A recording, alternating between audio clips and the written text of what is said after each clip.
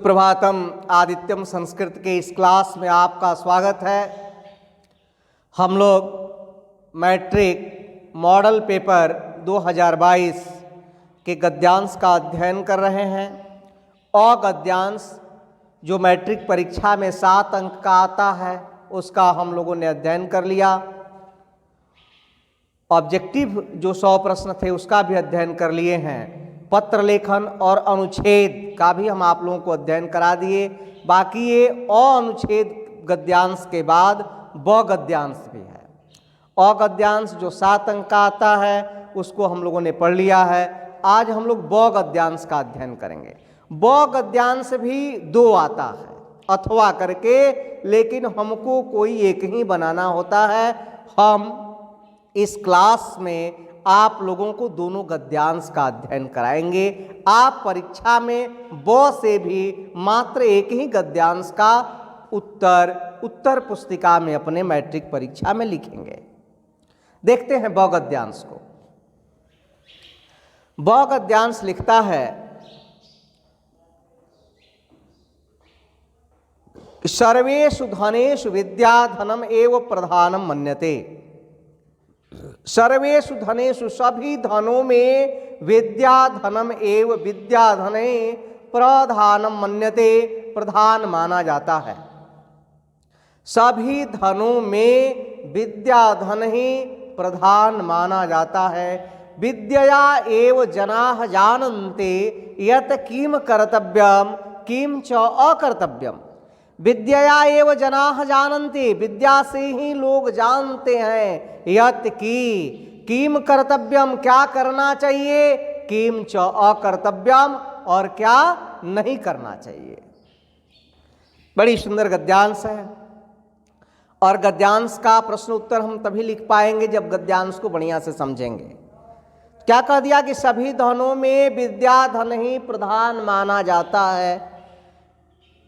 विद्या से ही लोग जानते हैं कि क्या करना चाहिए और क्या नहीं करना चाहिए। आगे लिखता है, अनया एव ज्ञायते यत् किम उचितम अस्ति किम च अनुचितम। इससे ही अनया एव ज्ञायते यत्, इससे ही जानते हैं कि, इससे ही जानते हैं कि किम उचितम अस्ति किम च अनुचितम, क्या उचित है और क्या अनुचित है। विद्या धनेन एव वयम जानीमः यत् कः सन्मार्गस्ते कः च कुमार्गः। विद्या धन से ही हम लोग जानते हैं कि कौन सन्मार्ग है। सन्मार्ग मीन्स अच्छा रास्ता है। कः च कुमार्ग और कौन कुमार्ग है, बुरा मार्ग है। विद्यया एव मनुष्यः संसारे सम्मानं प्राप्नोति। विद्यया एव विद्या से ही मनुष्य संसारे संसार में सम्मानं प्राप्नोति, सम्मान को प्राप्त करता है। विद्या से ही मनुष्य संसार में सम्मान को प्राप्त करता है। विद्या धनाय वारम वारम नमः। विद्या रूपी धन को मैं बार बार प्रणाम करता हूँ। तो इस गद्यांश को जब हम समझ जाएंगे तो 6 अंक का जो प्रश्न उत्तर लिखना है उसे हम आसानी से लिख लेंगे। गद्यांश का हिंदी अर्थ एक बार आपको पुनः बताते हैं। सभी धनों में विद्या धन ही प्रधान माना जाता है। विद्या से ही लोग जानते हैं कि क्या करना चाहिए और क्या नहीं करना चाहिए। इससे ही जानते हैं कि क्या उचित है क्या अनुचित है। विद्या धन से ही हम लोग जानते हैं कि कौन सन्मार्ग है और कौन सा कुमार्ग है। विद्या से ही मनुष्य संसार में सम्मान को प्राप्त करता है। विद्या धनाय वारम वारम नमः।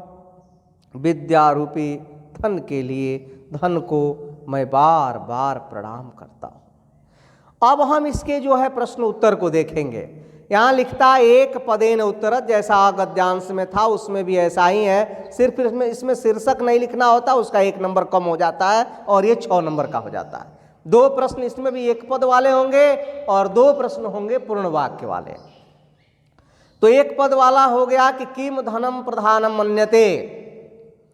क्या धन प्रधान माना जाता है? किम धनम प्रधानम मन्यते, कौन सा धन प्रधान माना जाता है? तो अभी हम लोग पढ़ रहे हैं क्या? विद्याधनम। तो उत्तर क्या हो जाएगा? विद्याधनम। यदि आपको खोजना होगा तो इसमें खोजेंगे किम धनम प्रधानम मन्यते, तो यहाँ लिखा है विद्याधनम एव प्रधानम मन्यते। एक शब्द में हमको लिखना है तो क्या लिख देंगे? विद्याधनम, और 1 नंबर हमको मिल गया।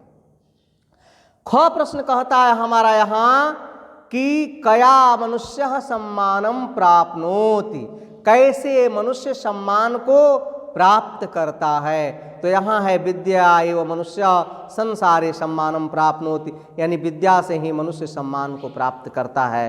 तो इसका उत्तर क्या हो जाएगा? विद्या। हम अगद्यांश में ही बताए थे कि गद्यांश में ही उत्तर छुपा हुआ है। गद्यांश को आप समझ लेंगे तो 7 और 6 13 नंबर जो है आपको पूर्ण रूपेण मिलेगा ही, उसमें कोई डाउट नहीं है। तो हम लोग एक पद वाले समझ लिए। अब पूर्ण वाक्य वाले देखते हैं। तो पूर्ण वाक्य का क प्रश्न है, ये 2-2 अंक का आता है और इसका उत्तर जो है वाक्य में लिखना होता है। एक कहता है कि विद्या किम ज्ञायते, विद्या से क्या जानते हैं? तो यहाँ हमारा उत्तर हो जाएगा विद्याया एव ज्ञायते यत् किम उचितम अस्ति किम च अनुचितम। विद्या से ही हम जानते हैं कि क्या उचित है और क्या अनुचित। फिर हम ख में आ गए और ख कहता है कि सर्वेषु धनेषु विद्याधनम कथम प्रधानम मन्यते, सभी धनों में विद्याधन कैसे प्रधान माना जाता है? तो इसका भी उत्तर गद्यांश में है। क्या लिख देंगे कि सर्वेषु धनेषु विद्याधनम प्रधानम मन्यते यत् वयम जानीमः कः सन्मार्गस्ते कः च कुमार्गः। सभी धनों में विद्याधन प्रधान माना जाता है क्योंकि हम लोग जानते हैं कि कौन सन्मार्ग है और कौन कुमार्ग है, इसीलिए यह क्या किया जाता है? प्रधान माना जाता है।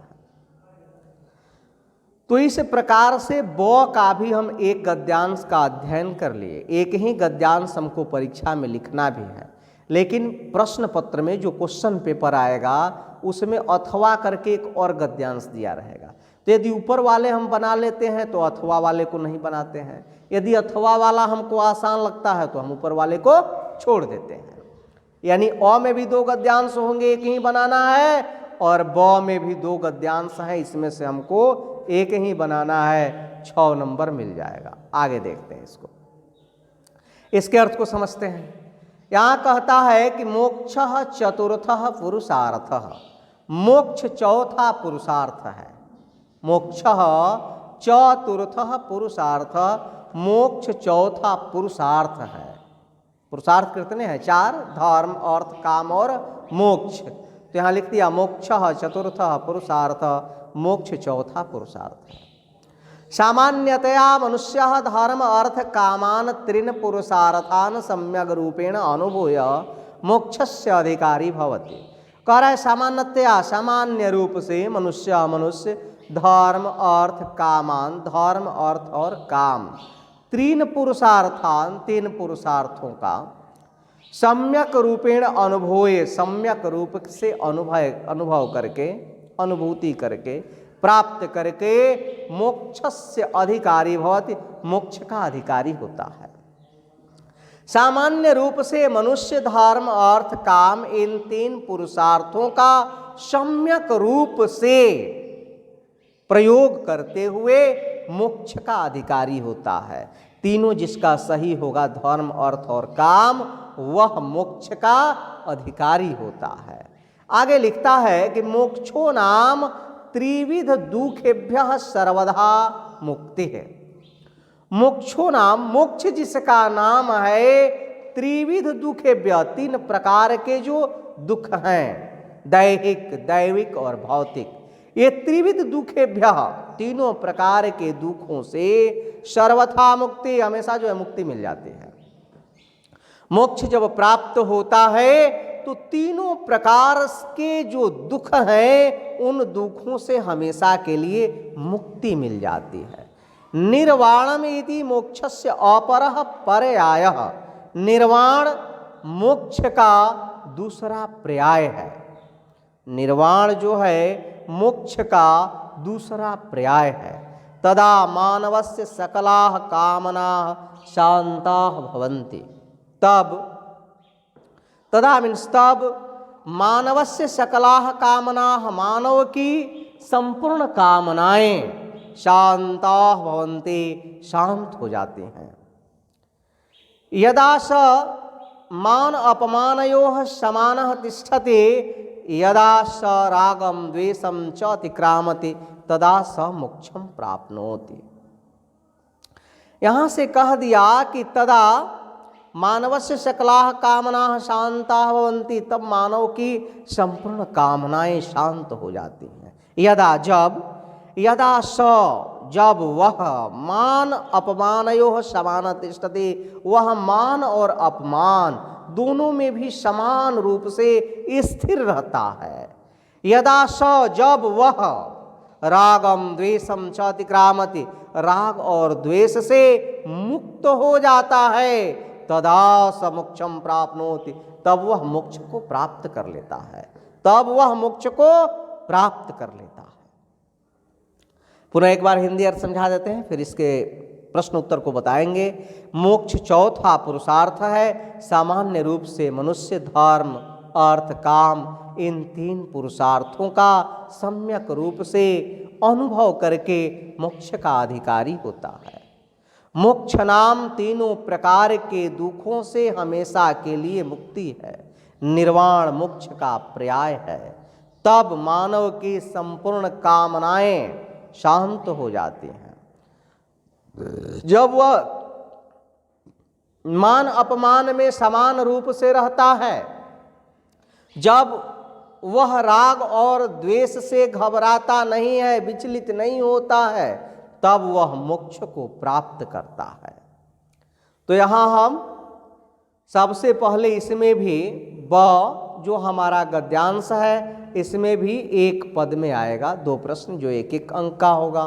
तो क प्रश्न को देखते हैं। क प्रश्न हमारा कहता है चतुर्थः पुरुषार्थः कः, चौथा पुरुषार्थ कौन है? तो हम लोगों ने अभी अध्ययन किया क्या, मोक्षः। तो इसका उत्तर एक पद में सिर्फ क्या लिख देंगे, मोक्षः। ख प्रश्न है हमारा मोक्षस्य अपरः पर्यायः केम, मोक्ष का दूसरा पर्याय क्या है? तो अभी गद्यांश में मिला था निर्वाणम मोक्षस्य अपरः पर्यायः, तो ख का उत्तर हम लिख देंगे निर्वाणम। फिर चलते हैं हम प्रश्न संख्या 2 के तरफ, और 2 कहता है कि पूर्ण वाक्य न उत्तरत, पूर्ण वाक्य में उत्तर लिखिए। और क प्रश्न है कह मोक्षस्य अधिकारी भवति, कौन मोक्ष का अधिकारी होता है? तो उत्तर क्या लिख देंगे इसका कि मनुष्य धर्म अर्थ कामान तीर्ण पुरुषार्थान सम्यक रूपेण अनुभूय मोक्षस्य अधिकारी भवति। मनुष्य धर्म अर्थ काम इन 3 पुरुषार्थों का सम्यक रूप से अनुभव करके मोक्ष का अधिकारी होता है।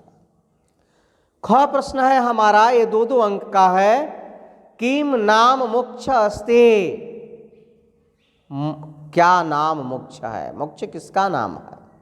तो उत्तर लिखेंगे त्रिविध दुखेभ्यः सर्वथा मुक्ति नाम मोक्ष अस्ति, तीनों प्रकार के दुखों से हमेशा के लिए मुक्ति ही मोक्ष है।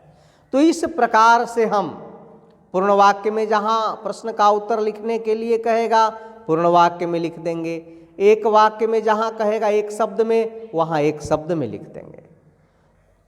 ये बात तो समझनी ही है, यहाँ अथवा दिया है, अ में भी अथवा होगा, ब में भी अथवा होगा। 4 गद्यांश दिए होंगे, अ में 2 और ब में 2, लेकिन अ से हमको एक गद्यांश बनाना है, 7 नंबर मिल जाएगा। ब से हमको दूसरा गद्यांश बनाना है और इसका भी हमें 6 नंबर मिल जाएगा, 13 नंबर हमें आसानी से प्राप्त हो जाएगा।